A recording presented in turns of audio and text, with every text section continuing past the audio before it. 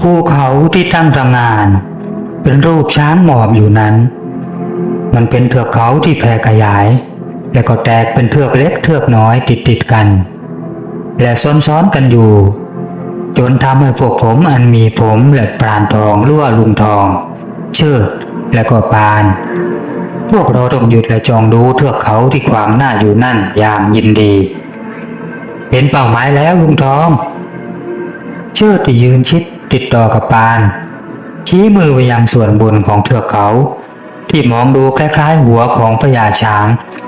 มันกำลังหันหน้าไปทางทิศบูรพาและส่วนที่มองดูเหมือนงวงช้างนั่นกลับชูตวัดเฉียงไปทางทิศใต้ซึ่งถ้าเป็นช้างตัวเป็นๆก็เหมือนพญาช้างที่กำลังเกลี้ยวกล่อมแล้วก็ฟาดงวงไปทางใต้อย่างรุนแรงนั่นเองใจจริงๆด้วยพวกเราลุงทองพึมพำแกก้มลงดูแผนที่ในมือที่ทำไว้อย่างละเอียดแผนที่แผ่นนี้โยเมพรานกะเหรี่ยงแห่งบ้านเมืองปอนเป็นคนให้แกเองกับมือก่อนที่เขาจะตายไปในที่สุดตอนที่โยเมนั่นเจอกับแกกลางป่าห้วยน้ำดิบเมื่อปีที่แล้วโยเมพรานกะเหรี่ยงได้เล่าให้พรานทองฟังว่าเขากับพรานใหญ่แห่งบ้านเมืองปอนได้ตามกระทิงข้ามวันข้ามคืนจนไปเจอเอาเข้ากับเมืองร้างที่ปรักหักพังตอนแรกพวกเขานึกว่าเป็นวัดร้างแต่เมื่อตรวจตราดูกลับปรากฏว่าเป็นเมืองที่กว้างใหญ่และคงจะรุ่งเรืองไม่ใช่น้อยในอดีตพวกเขาสองคนยังได้พบกับทางลงสู่ห้องลับและก็มองเห็นสิ่งมีค่าวาวับมากมายบันไดเรียงรายทุกๆห้องแม้แต่บันไดที่พวกเขายืนอยู่และก็ราวจับบันไดนั่นโถงซึ่งลูกลงก็ล้วนเป็นเพชรเป็นทองทั้งสิ้นซึ่งเมื่อก่อนห้องนั้นคงจะเป็นห้องชั้นในห้องสำคัญอย่างที่สุดทีเดียวและเรื่องมันเกิดเป็นเรื่องใหญ่ขึ้นมาก็เพราะว่าโยเมและพรานใหญ่ได้หยิบฉวยเอาสมบัติจำนวนหนึ่งออกมาและยังไม่ทันที่พวกเขาจะพ้นจากเมืองเก่านั่นเลยทั้งคู่ก็เจอดีเข้าจนได้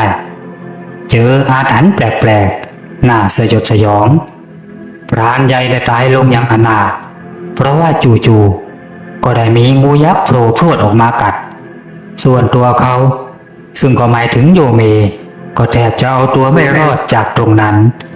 เขาได้กระเซาะกระเซิงหนีออกมาแล้วก็ทิ้งสมบัติไปทีละชิ้นทีละชิ้นระหว่างทางที่เขานั่งพักเขาก็ได้ทำแผนที่ขึ้นมาซึ่งก็คือที่ข้ากำลังถืออยู่นี่ไงล่ะและสุดท้ายโยเมก็ตายตรงหน้าข้าเองนะเป็นคนขุดหลุมฝังเขาเองกับมือลุงทองสรุปตบท้ายให้ฟังในขณะที่พวกเรานั่งพักเหนื่อยกันใต้ร่มเงาของผาหินเล็กๆแล้วเราจะไปเอาสมบัติจริงๆเลยลุงและมันจะมีจริงหรือเปล่าก็ไม่รู้เผลอๆนะโดนผีอโยเมหลอกเอาก็ได้ผมออกความเห็นไม่หรอกแสนที่เราไปนี่ก็เพราะอโยเมน่ะมันอ่อนวอนข้ามากราบแล้วกราบอีกก่อนที่มันจะตายว่ายังไงนะให้ช่วยเข้าไปเอาซากไปเก็บกระดูกของพรานใหญ่ออกมาช่วยทำพิธีให้ได้อย่าปล่อยให้แกเป็นผีอนาถาแบบนั้นทีนี้น่ะเรื่องของเรื่องก็คือว่าพรานบุญหรือว่าพรานใหญ่แกน่ะเคยมีบุญคุณกับข้ามากรู้จักกับข้ากันมานานแล้วก็เหมือนที่ข้ารู้จักกับพวกเองนั่นแหละซ้ำแกน่ะเคยช่วยชีวิตข้าไว้ครั้งหนึ่งตอนนั้นน่ะข้าข้ามเขตล่วงเข้าเขตแดนอิทธิพลของกลุ่มทหารกะเหรี่ยงพวกนั้นไอ้พวกนั้นเอาปืนจี้หัวข้าอยู่ก็นั่นพรานบุญนี่แหละช่วยเจรจาจนข้ารอดมาได้ไอ้พวกนั้นมันว่าข้าเป็นสายลับให้กับทหารพม่านึกแล้วก็เสียดายแกจริงๆฝีมือของแกนะระดับครูพรานไม่น่าจะพลาดง่ายๆแบบนี้เลยลุงทองเล่าความหลังและก็จบด้วยการเสียดายและเสียใจก่อนนั้นและอย่างที่ข้าเล่าส่วนในเรื่องสมบัตินะข้าไม่ได้ใส่ใจนักหรอกว่าและก็คิดว่าพวกเองก็เช่นกันพวกเรานะอายุมากกันแล้วคิดอยู่ว่า วันหนึ่งน่ะได้ข้าวปลาชมธรรมชาติมันก็ดีที่สุดอยู่แล้วใช่ไหมว่าพวกเราใช่ลุงพูดได้จับใจจริงๆเชิดยิ้มส่วนปานยกหัวแม่มือให้ทั้ง2 นิ้วพวกเราได้ตัดขึ้นเขาที่หมายตาเอาไว้เราหมายตาเอาส่วนหัวของพญาช้างเป็นที่หมายตามแผนที่ทันทีมันช่างทรมานทรกรรมดีแท้ขาของผมสั่นดิกเมื่อไต่ระดับขึ้นสูงชันเรื่อยๆเราต้องขึ้นไปให้ถึงตรงกลางเขาโยเมบอกว่ามีทางลงไปอีกฝากหลังเขาและพวกเราจะเห็นทางเดินและเมืองร้างในที่สุด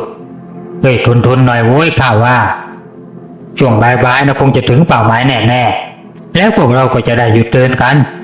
ตามแผนที่นะมีเส้นยาวๆก่อนที่จะถึงเขตเมืองมันคงจะเป็นลำห้วยนั่นแหละ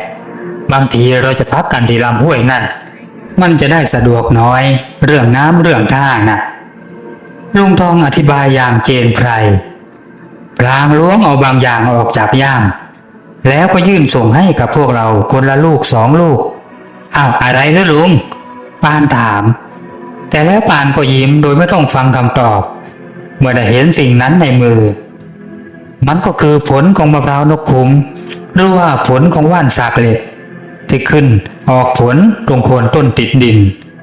ลูกของมันขนาดนิ้วก้อยหวานฉ่ำและก็แปลกเมื่อกินน้ำตามเข้าไปมันก็จะหวานลิ้นยิ่งขึ้นแล้วก็ชุ่มฉ่ำในปากแก่กระหายน้ำแล้วก็สดชื่นเป็นอย่างมากและความชุ่มฉ่ำนั้นอยู่ได้นานหลายชั่วโมงเลยทีเดียวในจนเวลาเที่ยงตรงพวกเราก็ขึ้นไปถึงตรงกลางหัวช้างนั่นและเมื่อขึ้นไปถึงเราก็มองเห็นหนทางที่จะตัดลงอีกฝากได้อย่างไม่ต้องลังเลที่แท้มันเป็นทางธรรมชาติคงจะเกิดจากดินถล่มแล้วก็ถลายลงทับถมกันบ่อยๆจนกลายเป็นทางเส้นยาวร่วมกิโลมันทับถมลงบนต้นไม้เล็กใหญ่และเมื่อเป็นเช่นนี้ก็แสดงว่ามันก็คงจะเป็นแบบนี้ทุกๆปีดีที่พวกเรามาในฤดูหนาวถ้าเป็นช่วงหน้าฝนคงจะอันตรายที่สุดเลยทีเดียวพวกเราก็ค่อยไต่ลงไปทีละน้อยอย่างระมัดระวังตัวเพราะว่ามีก้อนหินน้อยใหญ่เต็มไปหมดมีเถาวัลย์เลื้อยพาดผ่านมากมายและก็ที่เถาวัลย์เหล่านั้นกลับมีหนอนใช่แล้วมันคือหนอนพิษติดไตยั่วเย้ยตามเถาวัลย์ที่พาดผ่านถนนนั่นเฮ้ยระวังกันหน่อยพวกเราระวังกันให้มากๆนะผมบอกหนอนพวกนี้น่ะอย่าโดนเข้าหน้ามันคันทั้งวันแน่ๆแล้วก็ปวดแสบปวดร้อนยิ่งกว่าโดนท่อรถมอเตอร์ไซค์ข้าน่ะโดนมาแล้วผมบอกอย่างขยงพวกเราผ่านดงหนอนกันมาอย่างระมัดระวังหนอนบางตัวมีสีแดงเพลินซึ่งหนอนชนิดนี้น่ากลัวเป็นพิเศษขนาดขนของมันที่ฟุ้งลอยตามลมมาหากโดนเข้าไปยิ่งกว่าหมามุ้ยเป็น10 เท่าเลยทีเดียวเราเริ่มไต่ลงเลาะไปตามถนนธรรมชาติเริ่มได้ยินเสียงนกร้องเสียงน้ำไหลและเสียงลิงข้างนำแว่วมาเรื่อยๆแสดงถึงความสมบูรณ์ของป่าและคงเข้าใกล้จุดหมายไปเรื่อยๆแล้วและก็จริงดังคาดราวบ่าย3 โมงเย็นพวกเราก็เข้าเขตเมืองโบราณตามที่โยเมบอกโดยแทบไม่ต้องดูแผนที่พวกเราเดินเลียบลำห้วยเดินเลียบกันมาเรื่อยๆและมันก็นำเรามาเจอเข้ากับขอบกำแพงเมืองโบราณที่ฝังดินอยู่และก็โผล่ขึ้นมาให้เห็นเป็นบางช่วงบางตอนมันเหมือนกับว่า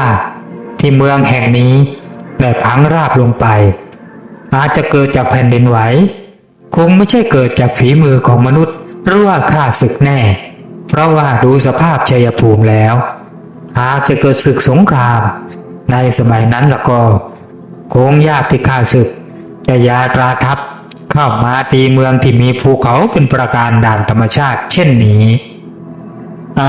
ถึงจนได้พวกเราลุงทองบอกกับทุกคน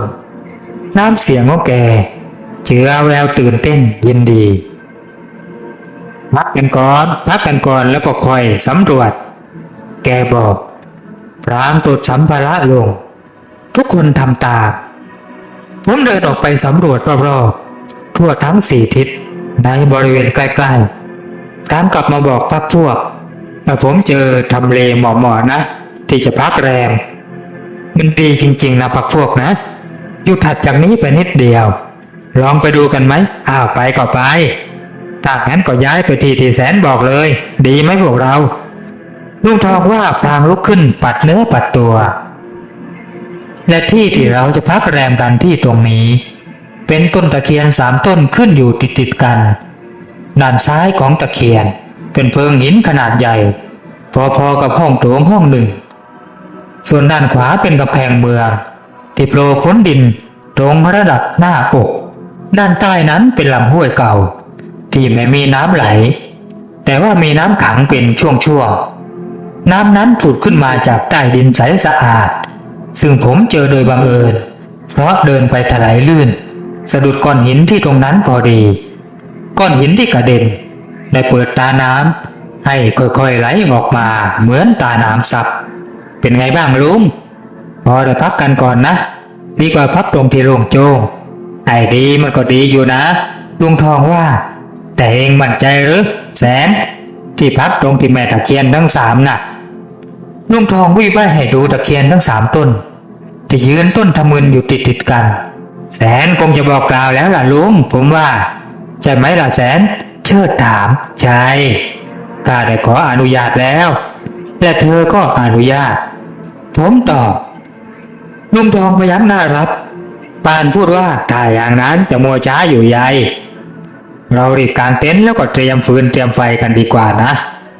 เดี๋ยวข้าจะหาฟืนแถวนี้ก่อนเดี๋ยวข้าจะเตรียมเรื่องอาหาร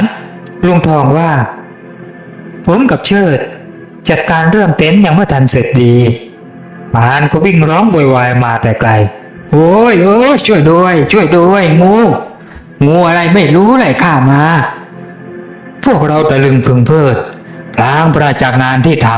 ำปืนที่วางพิงไว้ถูกคว้าขึ้นมาในมือและภาพที่พวกเราเห็นปานกำลังวิ่งยางสุดฝีตีนโดยมีงูใหญ่ขนาดต้นกล้วยกวดไล่ตามมาติดตัวของมันดำสนิทยิ่งกว่าถ่านแต่ว่าตัวสั้นป้อมราวเมตรกว่าผมเล็งลูกซองคู่ใจอย่างประณีตบรรจงเล็งไปที่ส่วนกลางลำตัวของมันและรอให้ปานวิ่งเลยวิธีกระสุนแล้วผมก็เหนี่ยวไกทันทีกระสุนลูก9ที่ผมระเบิดออกไปไม่ได้ช่วยอะไรมากมายเจ้างูประหลาดเพียงแต่ชะงักไปนิดเดียวลูกปลายทั้ง9ฝังอยู่ในผิวหนังของมันเพียงผิวเผินแต่ไม่สามารถทะลุลงไปถึงเนื้อมันได้ซึ่งข้อนี้ผมเพิ่งจะเห็นภายหลังตอนที่มันตายแล้วผมไม่ได้บรรจุลูกโดดไว้เพราะไม่คิดว่าจะเจออะไรแบบนี้ในตอนนี้เจ้างูใหญ่ตัวสั้นก็ชูคอแลบลิ้นแปลกๆอยู่เบื้องหน้าพวกเราและยามไม่คาดคิดเชิดซึ่งเป็นคนใจถึงอยู่แล้วก็ชักมีดยาวที่เหน็บหลังออกมาพร้อมกระโจนพรวดไปขวางหน้างูนั่นเขาตะโกนคำที่ชอบพูดบ่อยๆว่าเอามันสิ้นคำมีดยาวในมือก็ได้ฟันเสยจากล่างขึ้นบนไปที่งูดำตัวนั้นทันทีมันเป็นจังหวะที่งูร้ายได้ทะลันพรวดมาถึงเช่นกันเลยกลายเป็นแรงบวกให้มีดฟันจมลึกจนถึงกระดูกงูประหลาดสะบัดตัวสุดแรงบิดเป็นเกลียวเชือกและดิ้นปัดมีดยังติดขาอยู่กับกระดูกมันฟาดหางสั้นๆซ้ายทีขวาทีเฮ้ยยิงซ้ำเชิดตะโกนและเสียงตูมๆก็เลยระเบิดขึ้นจากผมและลุงทองรอบนี้ผมยิงไปที่หัวของมันลูกปลายบางเม็ดได้พุ่งเข้าไปในปากที่เพชรอยู่แล้วก็ได้ช้อนใช้ทะลุทะลวงเข้าสู่อวัยวะภายในมันนิ่งสงบแล้วค่อยๆสงบลงอย่างช้าๆแล้วก็นิ่งไปในที่สุดแต่ว่าในตาของมันยังเบิกโปร่งแล้วก็จ้องเขม็งไปอย่างเชิดอย่างอาฆาตมาตร้ายอโหสิให้ข้าด้วยเถิดเจ้างูยักษ์เชิดพูดถ้าข้าไปฟันแกก็ต้องฆ่าปาน เราอย่าได้จองเวรกันเลย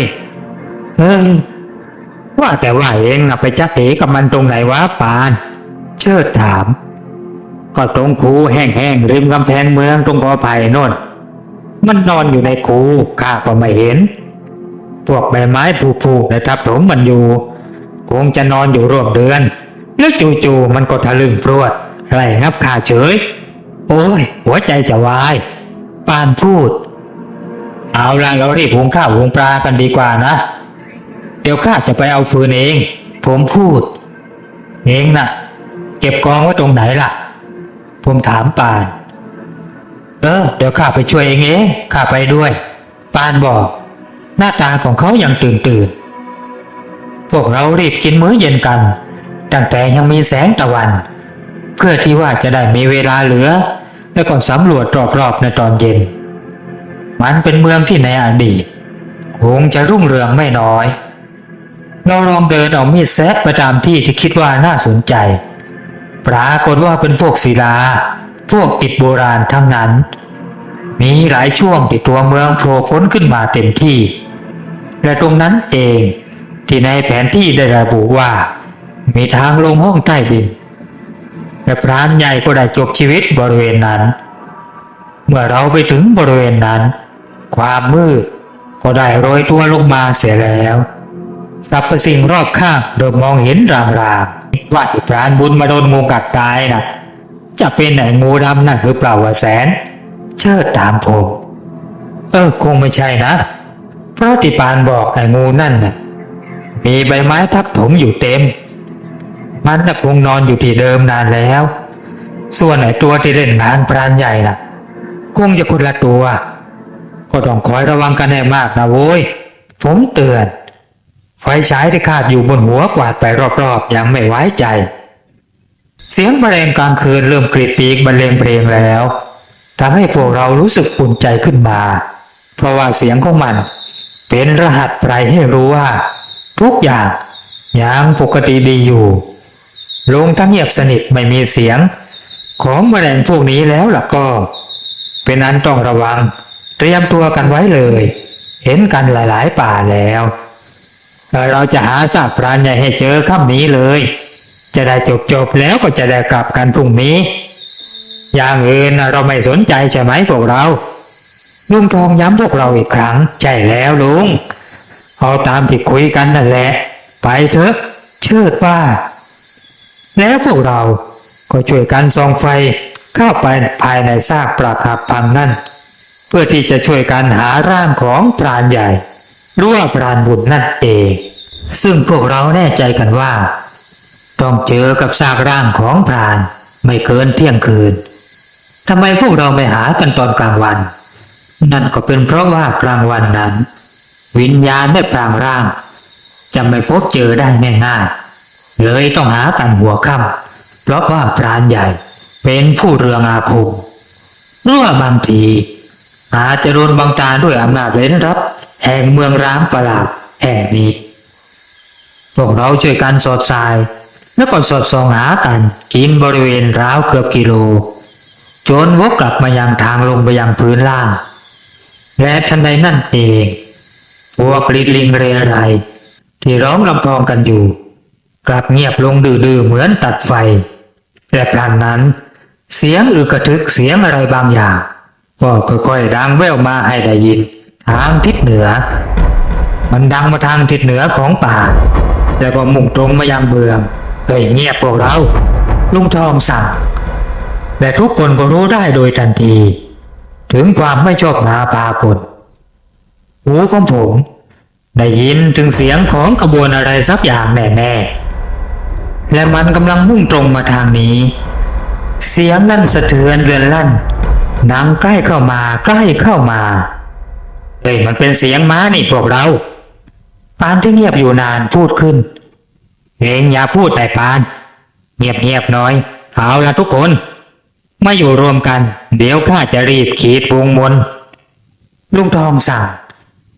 มีดอาคมของแกถูกชักออกจากฝักแกเร่งบริกรรมคาถาแล้วก้มลงแล้วก็ใช้มีดกรีดเป็นรอยไปรอบๆแกกรีดไปรอบๆที่เรายืนกันอยู่เป็นวงกลม แล้วก็บอกให้พวกเราเตรียมพร้อมมันเป็นเสียงอมนุษย์แกบอกเสียงกระหึ่มและมันก็ใช่จริงๆกองทัพประหลาดค่อยๆโผล่เข้ามาจากแนวเมืองเก่าและบัดนี้มันได้มุ่งตรงเข้ามาใกล้กับที่เรารบกันอยู่ที่ผนังของอาคารร้างโอ้คุณพระช่วยด้วยเถิดท่ามกลางความมืดของราตรีมันมีเพียงแสงจากดวงดาวเท่านั้นที่ทำให้เราได้เห็นอย่างลางเลือนว่ากลุ่มก้อนของกองกำลังพลกองหนึ่งที่อยู่บนหลังม้าอาจารย์ในตัวใหญ่ราว30-40 ตัวบัดนี้มันกำลังควบตะบึงและค่อยๆชะลอและเปลี่ยนเป็นหย่อย่างเมื่อเข้าเขตเมืองร้างและผู้ที่อยู่บนหลังม้าล้วนเป็นชายชะกันรูปร่างสูงใหญ่แต่งกายด้วยชุดนักรบโบราณเหมือนชุดนักรบของขอมที่เราเคยเห็นกันในภาพยนตร์แต่ว่านี่มันเป็นของจริงประกายของหอกดาบและก็โล่ได้สะท้อนแสงดาววาววับดูน่าสะพรึงและน่าเกรงขามมีม้า3 ตัวที่เดินย่อย่างนำและบนหลังม้ากลับมีชายชราร่างใหญ่3 คนมันกำลังควบขับและตรงดิ่งมายังที่พวกเรายืนกันอยู่กองกำลังนั่นได้หยุดอยู่หน้าเขตมนเหมือนมีอะไรกั้นไว้เสียงม้าร้องรั่นเมื่อโดนดึงเชือกและชายชราที่อยู่ด้านหน้าก็เอ่ยออกมาช้าๆสั้นๆเหมือนกำลังรวบรวมพลังในการสื่อสารมากันแล้วหรือเจ้ามากันแล้วหรือไม่เสียแรงที่พวกข้ารอกันมาเนิ่นนานมาแล้วร่างนั้นเอ่ยขึ้นอย่างเหมือนกับใช้ความพยายามในการเปล่งเสียงมันเป็นเสียงแหบต่ำเป็นเสียงหุ่นยนต์และเมื่อผมจ้องมองตรงไปยังใบหน้าของผู้พูด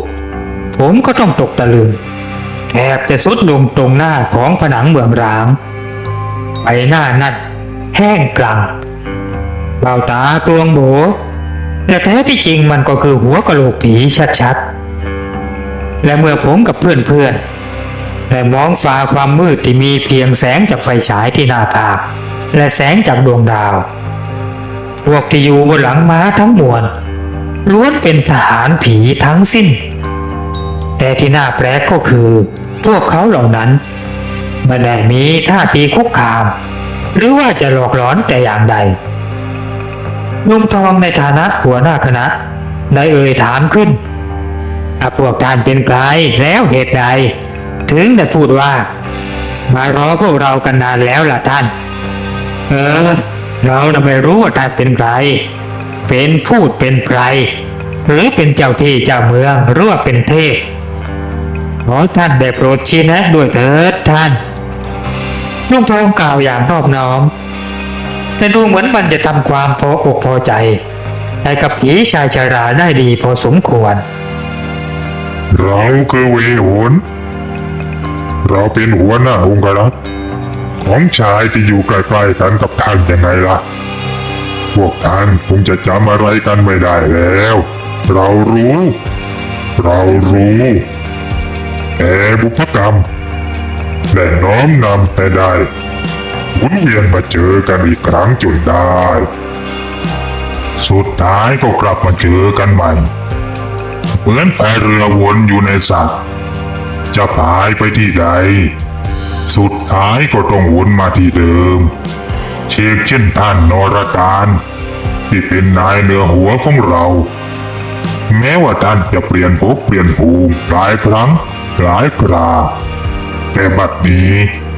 ท่านได้กลับมายืนก็มาเยือนยังเมืองของท่านแล้วเวทหนพูดแล้วก็ชี้มือไปยังเชิดที่ยืนสงบนิ่งฟังอยู่ท่านหมายถึงอะไร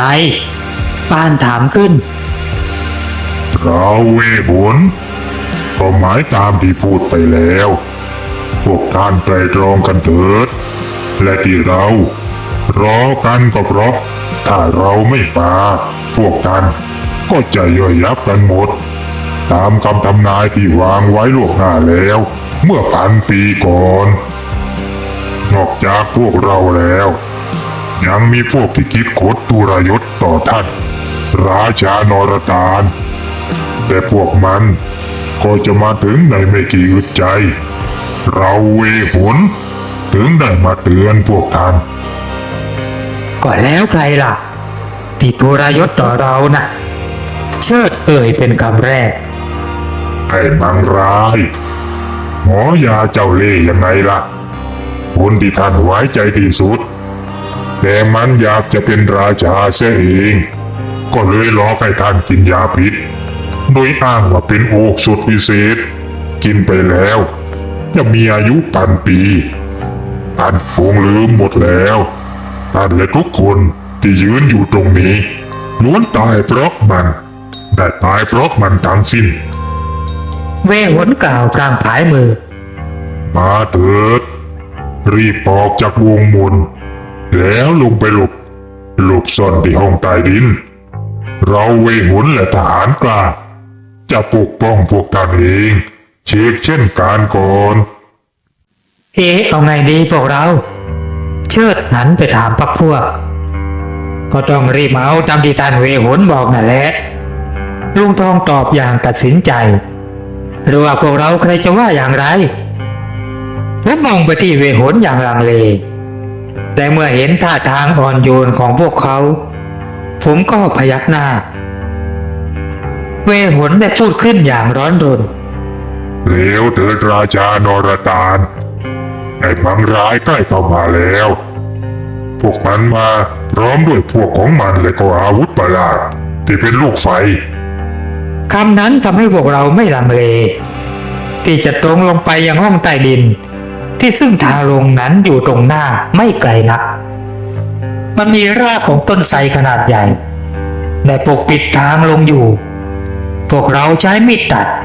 แล้วก็แหวกลงไปยังพื้นล่างอย่างเร่งร้อน ไฟฉายบนหัวส่องเห็นบันได ที่ทอดลงไปยังพื้นล่าง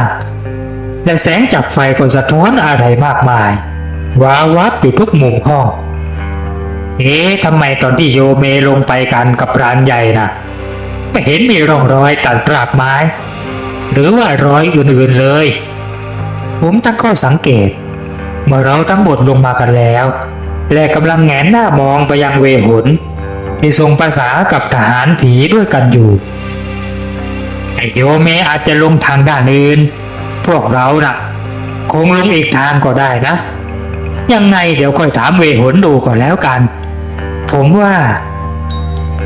และเวหนก็กระซิบลงมาเบาๆว่า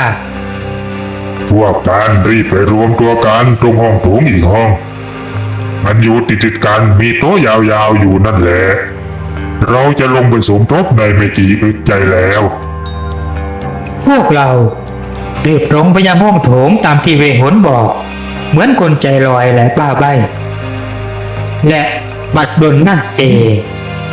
เสียงครามคลืนของอะไรบางอย่างก็ดังขึ้นอย่างช้าๆและหนักหน่วงมันดังตรงปากทางที่เราเพิ่งลงกันมาเศษดินเศษหินร่วงพลูแล้วก็กระเด็นมาถึงพวกเราพร้อมกับที่ปากทางเข้าก็มืดสนิทลงทันทีอ้าวเฮ้ยอะไรกันวะนี่เชิดและลุงทองอุทานขึ้นพร้อมกันแย่แล้วเราถูกผีไอ้มังรายหลอกแล้ว ผมพูดเสียงดังเราหลงเหลี่ยมมันแล้วไอ้ผีแกนั่นไม่ใช่เวหนอะไร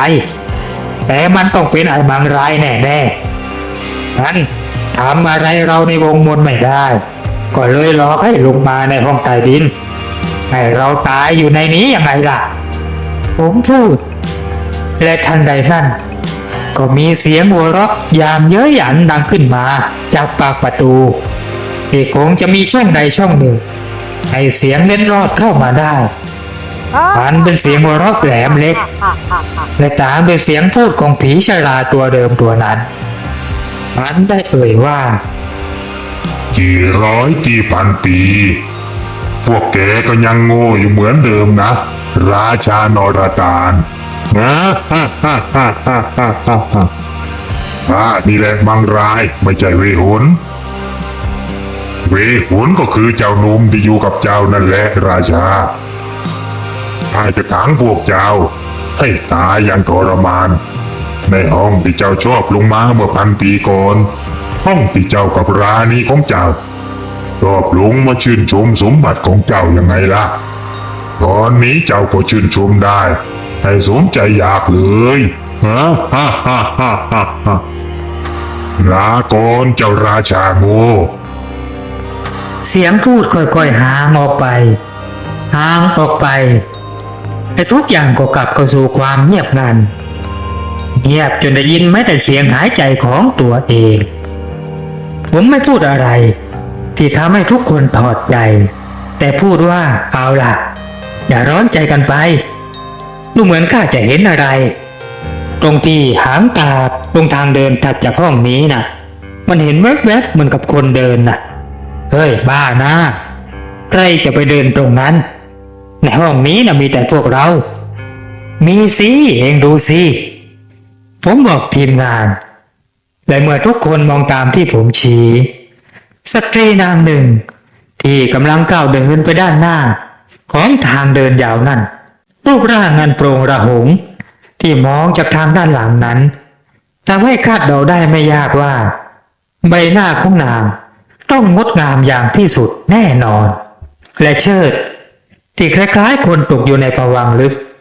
ก็พูดออกมาเหมือนละเมอรายาวดี ราณีของข้าทุกคนหันกลับไปที่เชิดอย่างแปลกใจแต่ยังไม่ทันที่จะได้พูดอะไรก็กลับมีเสียงที่เปล่งออกมาจากปากของสตรีนางนั้นจงตามข้ามาและเชิดก็สาวเท้าก้าวตามไปทันทีจนพรานทองหรือว่าลุงทองต้องคว้าข้อมือเอาไว้เฮ้ยเชิดหยุดก่อนเอ็งเป็นอะไรไปวะแล้วมั่นใจขนาดไหนถึงได้ตามหลังหญิงลึกลับนั่นน่ะนางเป็นราณีของข้ารายาวดีเสียงที่เปล่งออกจากปากของเชิดถามเอาพวกเรานิ่งอึ้งเรารู้กันทันทีว่าเชิดได้ตกอยู่ในอำนาจของสตรีผู้นั้นซะแล้วแต่ณตอนนี้พวกเราผู้โง่เขลาเราไม่มีทางเลือกอื่นใดเลยกับในห้องอับชื้นและเต็มไปด้วยแมลงป่องและตะขาบนี่เราจึงจำใจต้องเดินตามเชิดและสตรีประหลาดนางนั้นไปในที่สุดทางเดินแคบๆที่สตรีประหลาดผู้อยู่ในอาภรณ์สีแดงเพลิงทั้งร่างของนางการแต่งตัวเหมือนกับสตรีอินเดียโบราณทางเดินแคบๆนั้นมืดสนิทดีที่พวกเรามีไฟฉายกันมาทุกคนมันจึงส่องให้เห็นว่ามีคบเพลิงแต่ปักอยู่บนผนังเป็นระยะเพียงแต่ว่าคบเพลิงนั้นมันไม่ได้ถูกจุดขึ้นมาและท้ายที่สุดพวกเราก็หลุดออกมายังห้องขนาดกลางห้องหนึ่งตรงกลางห้องนั้นมีโต๊ะที่สลักจากหินอ่อนวางอยู่1 ตัวมันเป็นโต๊ะกลมขนาดใหญ่ขาของโต๊ะนั้นมีขาเดียวอยู่ตรงกลางและแสงวับๆเปล่งประกายล้อแสงไฟอยู่รอบๆห้องนั่นเมื่อพวกเราก็เม่นมองมันคือมันคือเพชรนินจินดามากมายอันประมาณค่ามิได้มากจริงๆโดยเฉพาะชุดทองที่ผสมปนเปกับหยกเนื้อดีแม้แต่แจกันใหญ่ๆก็เป็นหยกแท้ๆล้วนๆและยังมีหยกขาวที่ประมาณค่ามิได้อีกทุกคนเงียบงันเหมือนเป็นบ้าใบ้และผมเองก็คิดว่าในชั่วชีวิตของผมที่เคยเห็นทองคำในร้านทองที่ใหญ่ที่สุดก็เทียบไม่ได้แม้แต่ขี้เล็บกับทองในห้องนี้ที่ต่อประกายเหลืองอารามจนมากระทบกับใบหน้าของทุกคนใครอยากได้ก็เอาเลยข้าอนุญาตเป็นเสียงที่ออกมาจากปากของเชิดที่พูดออกมาเหมือนกับคนละมือและไม่ใช่ตัวเขาแต่กลับกลายเป็นอีกคนใช่แล้วตอนนี้เขาได้กลับกลายเป็นราชานรตานในอดีตไปซะแล้วและหญิงที่เดินนำอยู่จนมาถึงห้องสมบัตินี่ ก็คงจะเป็นราณีของเขาแน่ๆแต่ตอนนี้นางก็ได้หายไปแล้วอย่างประหลาดนรตาในร่างของเชิดได้หยิบของมีค่าแล้วก็ส่งแบ่งให้กับทุกๆคนอย่างคุ้นมือเพราะเขาก็คือเจ้าของมันนั่นเองและเมื่อเชิดหรือว่านรตาลได้แบ่งให้กับทุกคนเรียบร้อยแล้วเชิดรู้ว่านรตาลผู้อยู่ในอาการสลึมสลือก็ก้าวเดินไปรอบๆโต๊ะกลมผมและลุงทองพร้อมด้วยปานมองดูเขาอย่างชงนรู้ว่าเขาเสียสติไปแล้วผมคิดแต่ทันใดนั่นเท้าที่ก้าวไปรอบๆโต๊ะเป็นรหัสก็ได้ยกขึ้นมาแล้วก็ทีบโครมไปที่ขาโต๊ะทันทีและบัดนั้นสิ่งประหลาดก็เกิดขึ้นปรากฏเสียงเอียดเหมือนเสียงประตูที่ฝืดเพราะไม่ได้เปิดมานานแล้วพลันนั่นโต๊ะหินตัวที่หนักนับร้อยกิโลก็ค่อยๆเลื่อนถลายออกจากจุดเดิมช้าๆเหมือนโดนกว้านด้วยเชือกยักษ์และตรงจุดเดิมที่โต๊ะได้วางอยู่กลับปรากฏเป็นทางลงไปสู่ด้านล่างอีกชั้นหนึ่งเสมือนมีห้องใต้ดินซ้อนกันอย่างประหลาดนี่อะไรกันที่เรายืนอยู่ก็เป็นห้องใต้ดินแล้วตรงนั้นก็เป็นห้องใต้ดินลงไปอีกหรือนี่ลุงทองรำพึงกับตัวเองอย่างนั้นไปกันเถอะพวกเราไปกันทางห้องนี้แหละใช่แล้วไปกันเถอะพวกท่านจงออกไปตามช่องลับนี้และจงระวังอันตรายที่จะมาหาพวกท่านอีกในยามค่ำรุ่งลาก่อน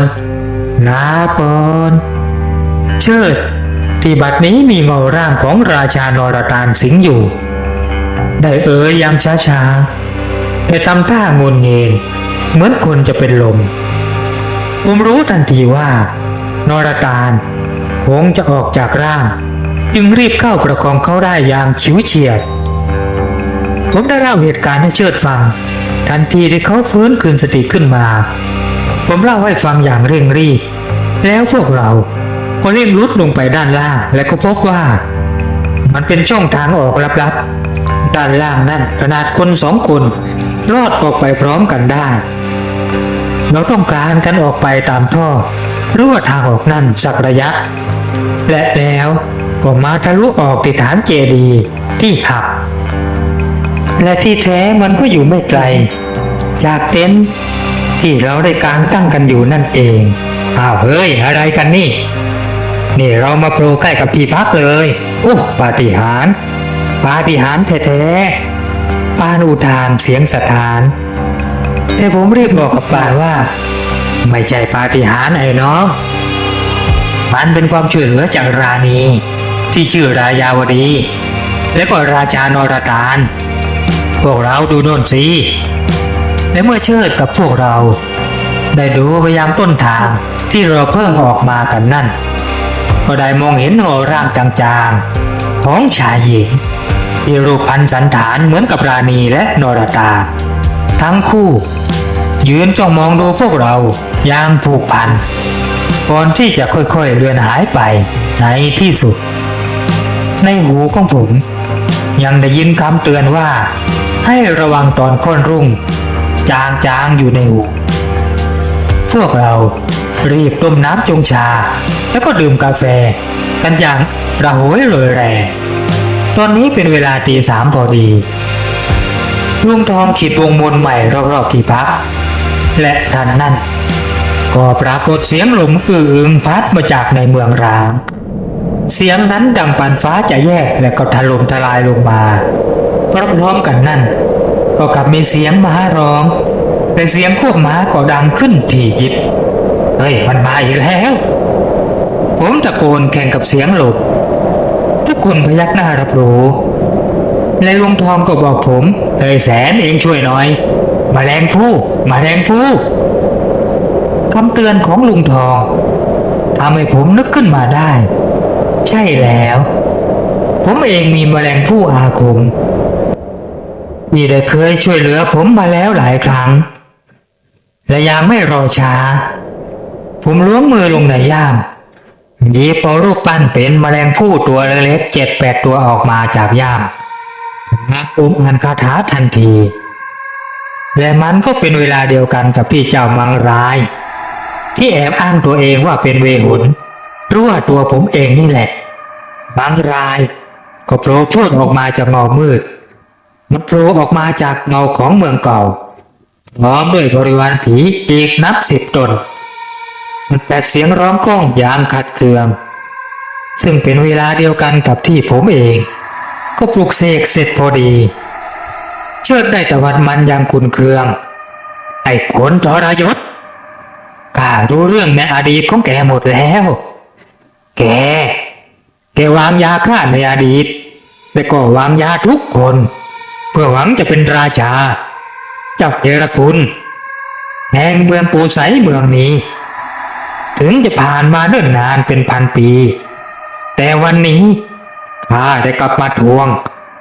งถามความชั่วที่เจ้าจะต้องรับเวรกรรมที่เจ้าทำมันจะต้องจบลงณค่ำคืนนี้อย่างแน่นอนอย่ามังรายผีมังรายหัวเราะอย่างขบขัน พวกแกแทบจะเอาตัวไม่รอดอังมีหน้ามาพูดขู่ข้ามังร้ายจอมาโกมีกวันนี้เป็นวันเรียกวิญญาณของแกแต่ก็ลูกสกุลแกไอ้ราชาโง่พวกเจ้าจงเข้าไปฆ่ามันให้หมดถ้ามังรายสั่งพูดผีที่อยู่ด้านหลังที่พร้อมจะถล่มพวกเราและพร้อมกับคำสั่งอันชั่วร้ายของผีหลงผิดพันปีที่ไม่ได้ไปผุดไปเกิดเพราะความโลภโมโทสันผม